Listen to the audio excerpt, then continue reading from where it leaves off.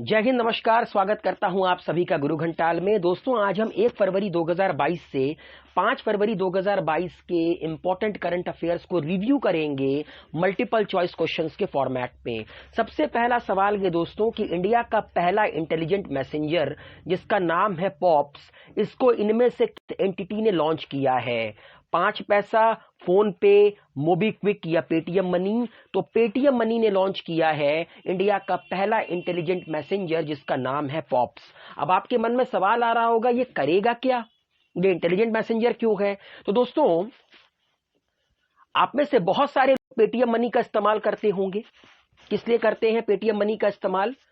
Application आप download कर सकते हैं प्ले स्टोर में जाकर।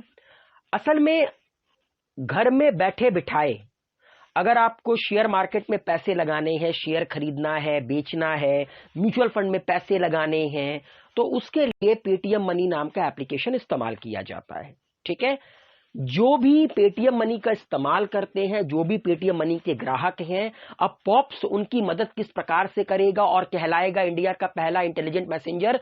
वो कुछ इस प्रकार से करेगा कि मान लीजिए कि मैंने पेटीएम मनी को इंस्टॉल किया, मैंने पेटीएम मनी के थ्रू मार्केट में पैसे लगाए, म्यूचुअल फंड में पैसे लगाए। अब मार्केट की स्थिति क्या है, क्या उठापटक है, मुझे कितना घाटा हुआ, कितना फायदा हुआ, मेरे लिए क्या सही रहेगा, क्या गलत रहेगा, मेरे म्यूचुअल फंड का पोर्टफोलियो कैसा है, ये सारी जानकारी मुझे पॉप्स, जो कि इंडिया का पहला इंटेलिजेंट मैसेंजर है, वो प्रोवाइड करेगा। अगला सवाल क्या है दोस्तों? अगला सवाल यह है कि वर्ल्ड लेप्रोसी डे हर साल किस दिन मनाया जाता है? लेप्रोसी मतलब कुष्ठ रोग। तो जनवरी के आखिरी संडे को हर साल मनाया जाता है वर्ल्ड लेप्रोसी डे। अगला सवाल है कि इंडिया ने इनमें से किस कंट्री के साथ कोलैबोरेट किया है कि इंडिया और ये कंट्री मिलकर भारत के 12 राज्यों में 150 150 मतलब 150 विलेजेस ऑफ एक्सीलेंस का निर्माण करेंगी। तो इंडिया और इजराइल मिलकर भारत के 12 राज्यों में 150 विलेजेस ऑफ एक्सीलेंस का निर्माण करेंगी। इजराइल जिसकी कैपिटल है जेरूसलम, करेंसी है शेकल। 4 कंट्रीज के साथ इजराइल अपनी बॉर्डर को साझा करता है, मतलब शेयर करता है, Lebanon, Jordan, Syria and Egypt. अगला सवाल है कि इंडियन वुमेन्स हॉकी टीम ने इनमें से किस कंट्री की वुमेन्स हॉकी टीम को हराकर 2022 के वुमेन्स हॉकी एशिया कप में ब्रॉन्ज मेडल नाम किया? तो इंडियन वुमेन्स हॉकी टीम ने चाइना की वुमेन्स हॉकी टीम को 2-0 से हराकर 2022 के वुमेन्स हॉकी एशिया कप में ब्रॉन्ज मेडल अपने नाम किया। Congratulation to Indians women's hockey team. अगला सवाल है दोस्तों, WHO के द्वारा इनमें से किस दिन को डेजिग्नेट किया गया है as World Neglected Tropical Diseases Day? तो दोस्तों, 30 जनवरी को डेजिग्नेट किया गया है WHO के द्वारा as the World Neglected Tropical Diseases Day. WHO जिसका हेडक्वार्टर कहां पर है? जिनेवा, स्विट्जरलैंड में। इस साल World Neglected Tropical Diseases Day, जो कि 30 जनवरी 2022 को ऑब्जर्व किया गया, इसका थीम रहा achieving health equity to end the neglect of poverty related diseases.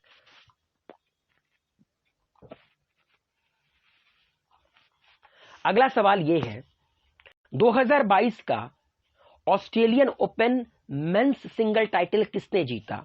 ये स्पेन के प्लेयर हैं, स्पेन के महान प्लेयर हैं।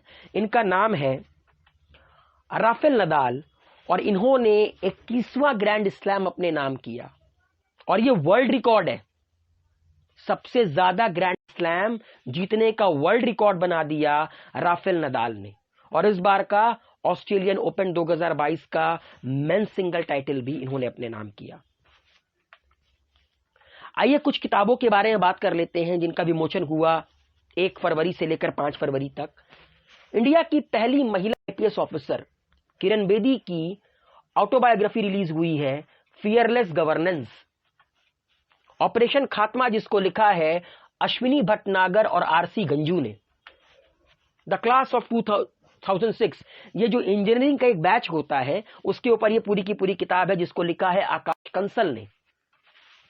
इसके अलावा एक किताब और है, India that is Bharat, coloniality, civilisation, constitution, जिसको लिखा है जे साई दीपक ने।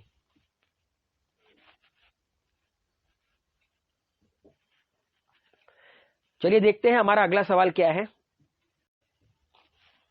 अगला सवाल है दोस्तों कि इंडिया ने इनमें से किस इंटर गवर्नमेंटल ऑर्गेनाइजेशन के साथ अप्रूव्ड किया है डिजिटल वर्क प्लान 2022। आपके ऑप्शन आपके स्क्रीन पर है। G20, सार्क, ओपेक या आसियान। तो आसियान के साथ इंडिया ने डिजिटल वर्क प्लान 2022 को अप्रूव्ड किया है। आसियान जिसका फुल फॉर्म है association of south east Asian nation, ठीक है।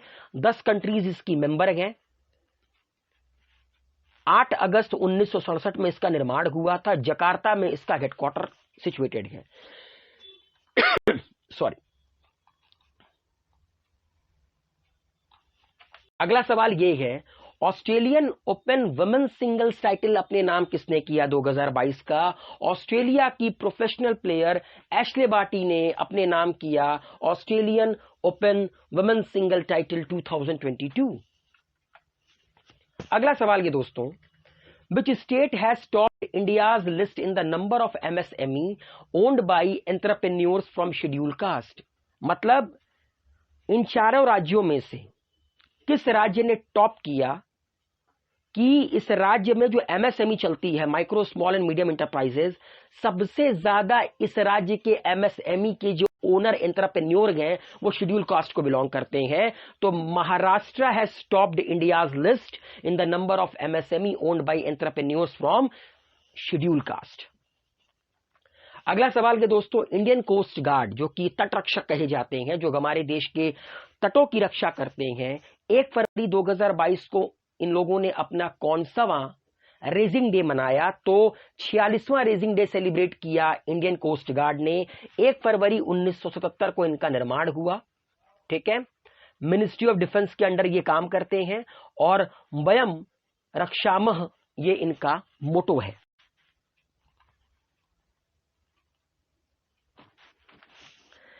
इनमें से किस चिप मेकर कंपनी ने वर्ल्ड की सबसे लीडिंग चिप मेकर कंपनी जिसको इंटेल कहा जाता था, अमेरिका की चिप मेकर कंपनी को सरपास कर दिया है और अब ये वर्ल्ड की लीडिंग चिप मेकर कंपनी बन गई है बाय रेवेन्यू इन 2021? तो दोस्तों सैमसंग इलेक्ट्रॉनिक्स ने, जो कि साउथ कोरियन कंपनी है, वो वर्ल्ड की लीडिंग चिप मेकर कंपनी बन गई है। इन्होंने यूएस की चिप मेकर कंपनी इंटेल को पछाड़ दिया है 2021 में। अगला सवाल यह है, इनमें से वो कौन सा इंडिया का पहला स्पोर्ट्स एस्टेब्लिशमेंट बना जिसने गेन किया है यूनिकॉर्न स्टेटस? आपके ऑप्शंस आपके स्क्रीन पर है। ये सारी की सारी आईपीएल की टीम्स हैं। चेन्नई सुपर किंग्स इंडिया की पहली स्पोर्ट्स एस्टेब्लिशमेंट बनी है जिसने गेन किया है यूनिकॉर्न स्टेटस। अब आप लोगों के दिमाग में आ रहा होगा कि यार ये यूनिकॉर्न स्टेटस क्या होता है? तो दोस्तों यूनिकॉर्न स्टेटस तब प्रोवाइड किया जाता है जब किसी एंटिटी की मार्केट कैप $1 बिलियन पहुंच जाए, मतलब करीब करीब 7600 करोड़ रुपए, देन यूनिकॉर्न स्टेटस दिया जाता है। तो चेन्नई सुपर किंग इंडिया की पहली स्पोर्ट्स एस्टेब्लिशमेंट बन गई है जिसकी मार्केट कैपिटलाइजेशन इंडियन रुपीस में करीब करीब 7600 करोड़ है, 7600 करोड़, और शेयर प्राइस जो है इनका वो 210 रुपए से लेकर 225 रुपए प्रति शेयर है। अगला सवाल बढ़ते हैं और देखते हैं क्या है। अगला सवाल है दोस्तों, world games athlete of the year award 2021 से किसको नवाजा गया? ये इंडिया के फॉर्मर हॉकी कैप्टन भी रह चुके हैं, मतलब हॉकी टीम के कैप्टन भी रह चुके हैं, और फिलहाल ये इंडियन हॉकी टीम जो नेशनल हॉकी टीम है उसके गोलकी हैं, मतलब गोलकीपर हैं। इनका नाम है PR सिजेश।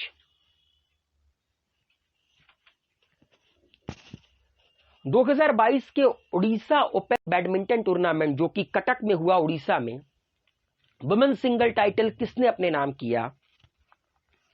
तो उन्नति हुडा ने इस बार का 2022 का उड़ीसा ओपन बैडमिंटन टूर्नामेंट जो कि कटक में हुआ, उसका वुमेन सिंगल टाइटल अपने नाम किया।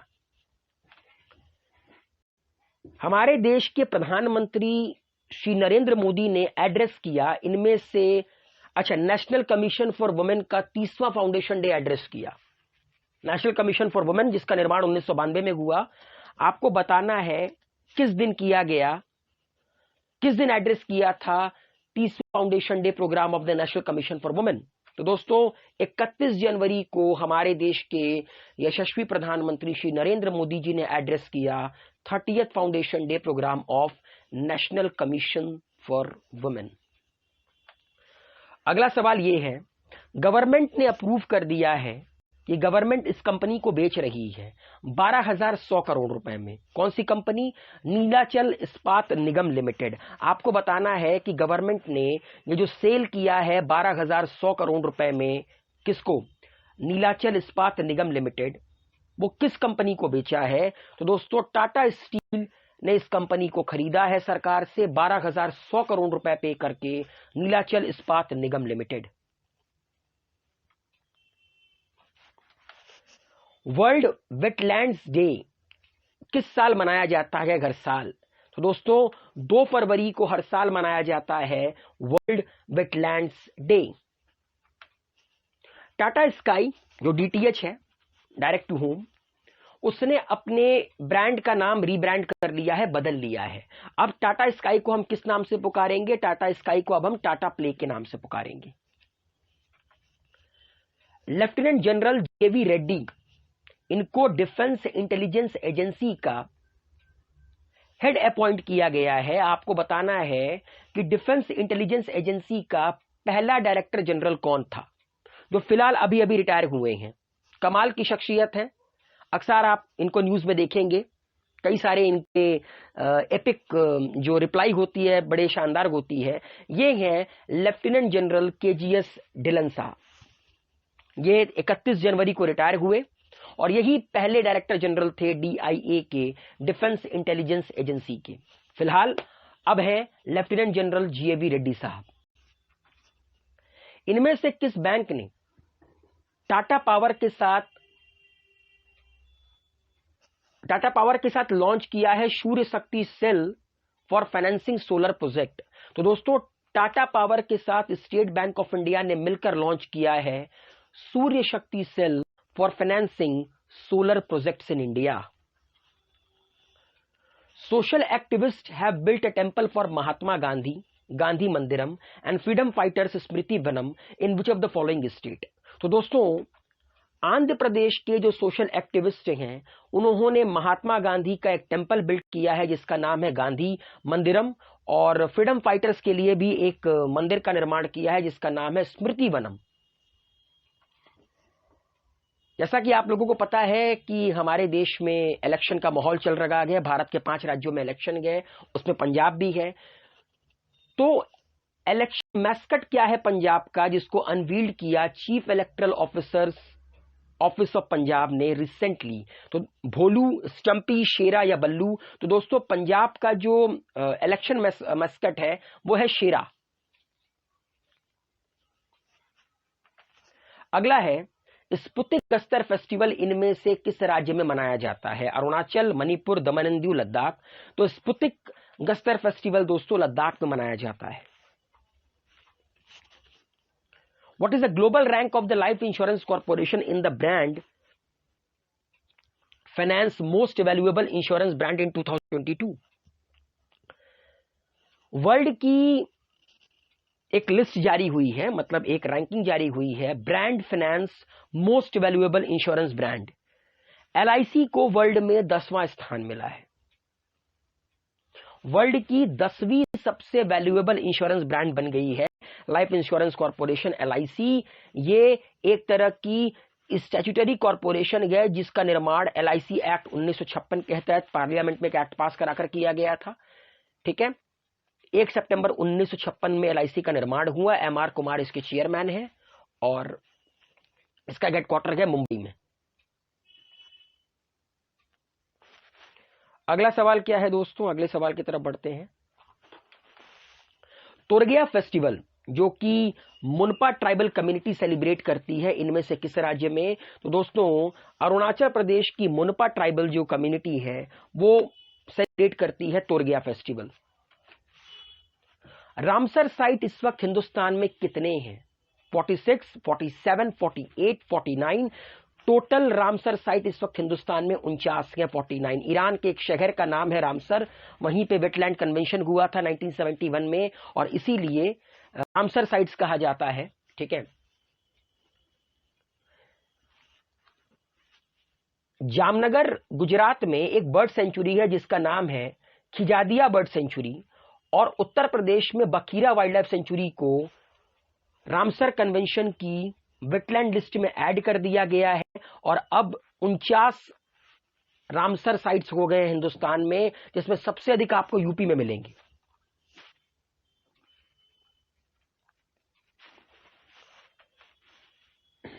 National Institute of Electronics and Information technology के डायरेक्टर जनरल के तौर पर किसने ज्वाइन किया है? मदन मोहन त्रिपाठी, विनोद शर्मा, संजय शुक्ला या अमित कुमार? तो दोस्तों, Madan Mohan Tripathi has joined as director general of the National Institute of Electronics and Information Technology. NPA के बारे में तो आप सब जानते होंगे, नॉन परफॉर्मिंग एसेट्स। एनपीए की समस्या को दूर करने के लिए फेज 1 में bank will transfer 15 NPA account worth 50,000 crore to National Asset Reconstruction Company Limited in financial year 2022। दोस्तों, एनपीए की समस्या से निदान पाने के लिए सरकार ने ये कंपनी बनाई है, national Asset Reconstruction Company limited. Bank वाले करेंगे क्या? बैंक वाले इनको पहले तो इनको 15 एनपीए अकाउंट्स दिए जाएंगे, ठीक है, जिनका स्ट्रेस वर्थ करीब करीब, जिसका एनपीए करीब करीब 50,000 करोड़ है। ये करेंगे क्या भाई? अगर आप इनमें से जितने भी लोग जिनका एनपीए गए, जो भी चीज गिरवी होगी उसको ये बेचेंगे। नेशनल एसेट रिकंस्ट्रक्शन कंपनी का काम ही यही होगा कि ये खरीदेगा और फिर उसको बेचेगा।